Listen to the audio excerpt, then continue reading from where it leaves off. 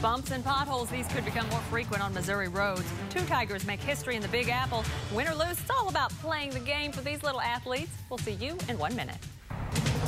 Money woes from MoDOT could lead to a bumpy ride for mid-Missouri drivers. A historic night for the Tigers, more than 1,000 miles from Columbia. And on the night of the NFL draft, why these athletes don't care if they win or lose. KOMU 8 News at 10 starts now. From Studio 8A, coverage you can count on in high definition. This is KOMU 8 News at 10. And we need to sound the alarm bell now so that we don't wake up a year or 2 or 5 years down the road and say, my goodness, what happened to our state? A new report released just today by a transportation industry nonprofit shows Missouri driving down a dangerous road when it comes to transportation dollars. Good evening, I'm Angie Bailey. And I'm Jim Rick. Thanks for joining us. KOMU 8's David Earl brings us the story of plummeting dollars where the rubber meets the road. Sometimes we respond only to crisis. MoDOT is in the middle of a money malady. Its budget has plummeted by half, mostly due to decreases in tax revenue and dwindling federal stimulus dollars. If you're losing that much as a state as a whole and we're already having problems with the road, how are we going to fix it? All we're going to be able to do is just keep it where it's at. And then even then, we're going to barely be able to do that. A new report by Tripp found that while vehicle travel increased in Missouri by 36% in the last decade, poor roads in the state cost drivers $1.6 billion in car repair and wasted fuel. With the budget busted, barely half of rural Missouri roads will remain in good condition. Now, the Tripp report found in 2010 that 55% of all traffic fatalities in Missouri happen on rural roads, just like this one, AB, south of Columbia. And while MoDOT has plowed money into bringing Missouri roads up to par in recent years, operating on half the revenue? That would put everyone into a panic. David Earl, KOMU 8 News, Columbia. The word crisis was used more than 10 occasions today at the news conference in Kansas City. There's currently no roadmap for the state to deal with what certainly seems to be a major funding crisis. Have you got a problem with potholes on your drive? The city of Columbia does want to know about it. KOMU 8's Will Peterson tells us why you might want to consider filling out a new survey. Over the past couple of weeks, mailboxes across Columbia have been filled with a community survey. To make this statistically valid, we have a random sample of 800 people.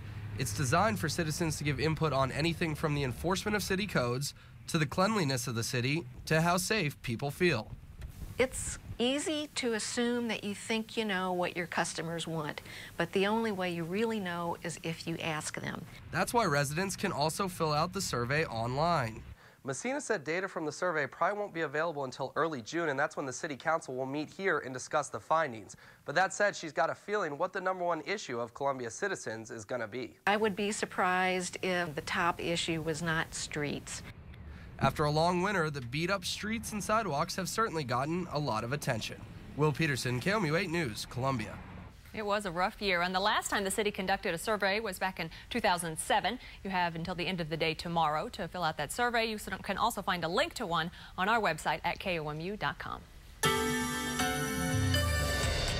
And weather-wise, we're getting into a little quieter period for mid-Missouri. Certainly that's true of tomorrow and into the weekend. Right now, live Doppler 8 first alert radar scanning no precipitation. Earlier, we had some showers up to our north and over to our east, but those have been long since gone for the last several hours. Our forecast for the nighttime hour is a clearing sky and cool temperatures. Our morning time low will be right about where it was this morning at 45 degrees. Now for tomorrow and for Saturday, looking forward to temperatures to get up into the 70s.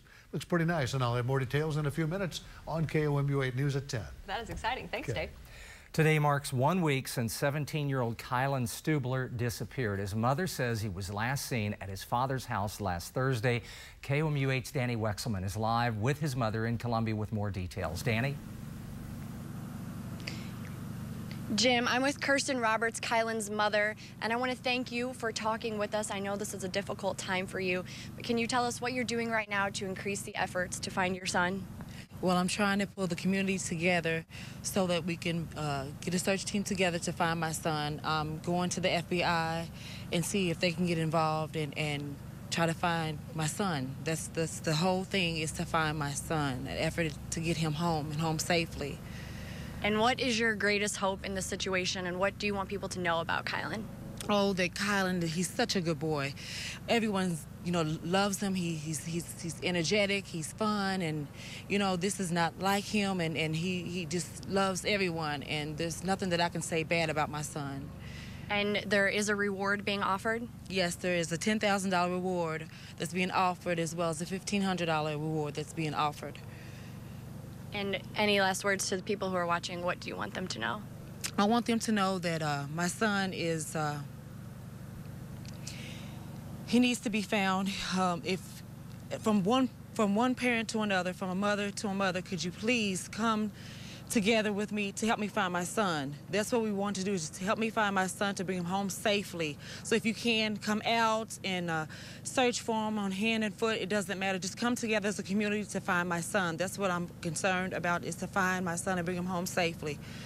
Yes. And if you have any information, you can call 875-TIPS. Reporting live in Columbia, Danny Wexelman, KOMU 8 News. Tough story. Governor Nixon has the next move in the state's effort to redraw congressional district lines. Missouri House and Senate members reached a compromise last night on those districts. The biggest changes are in the St. Louis and Kansas City areas. Going from 9 to 8 districts, those new boundaries are going to cover a lot more area, and some politicians worry about the mix of constituents who would be grouped together. We had to go from 9 to 8 districts, so you had to absorb the population of losing a district. Then you had to look at the dynamics of the population shift across the state. The map was drawn politically. I think some deals were made between congressmen and congresswomen to put certain parts of areas in different districts, and I just don't think that's a good fit for my 3 rural counties. And Governor Nixon has 15 days to sign or veto the bill.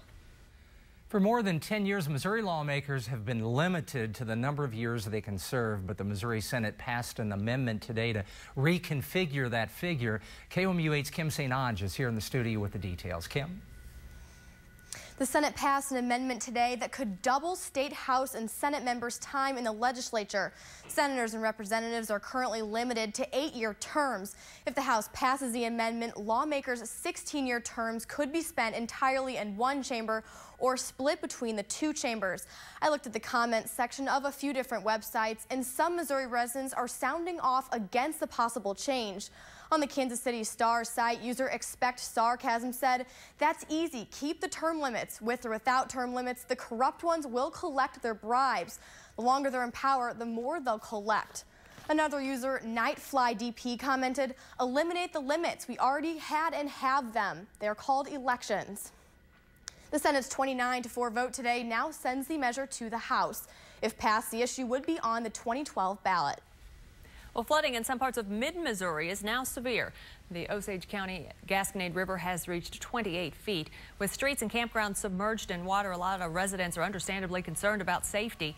But to provide some peace of mind, the U.S. Geological Survey has gauges around the state to measure how high the water has risen and how fast it's moving. The list of Missouri communities banning public smoking could be growing. Osage Beach is now considering the idea. Some businesses already prohibit smoking indoors. City leaders will host a public meeting next month to hear feedback on the possible citywide ban. Smoking is for kind of like a private thing, and it shouldn't be brought into public spaces. It could hurt some businesses that don't have an option for people to go smoke other than outside the building where they're not going to get service provided to them. A public meeting in Osage Beach is scheduled for May 12th. What happens if getting to first base isn't enough? Tonight's 8 on Your Side takes a look at pushy parents. KOMU 8 News in HD. Well, tomorrow's the big day that everyone's been waiting for, that Eric just could not wait to get here. The royal wedding is tomorrow morning. So we are going to be streaming live online 6 to 7 online, KOMU.com, our show. And of course, we'll also have your up-to-date forecast. Also, you can check out our latest forecast on our website, KOMU.com. Hope to see you tomorrow morning at 6 a.m. online. And it'll be a beautiful morning, too. We're going to be looking for a morning time temperature at 45. A little cool, but then Friday will be fabulous. Sunny and up to 74 degrees. First part of your weekend looks good, too. Got a chance of some showers late in the day on Saturday and periodically on Sunday. The stars are out with a message as well. MAD, or Mothers Against Drunk Driving, put on a fashion show tonight to raise awareness about drunk driving. Local high school students from Jefferson City and Centralia participated. The mission of the organization is to stop drunk driving, support the victims of the violent crime, and prevent underage drinking. It's like a nice event. Here's what we're following for KOMU 8 News today. We'll have the latest on the wedding of the century.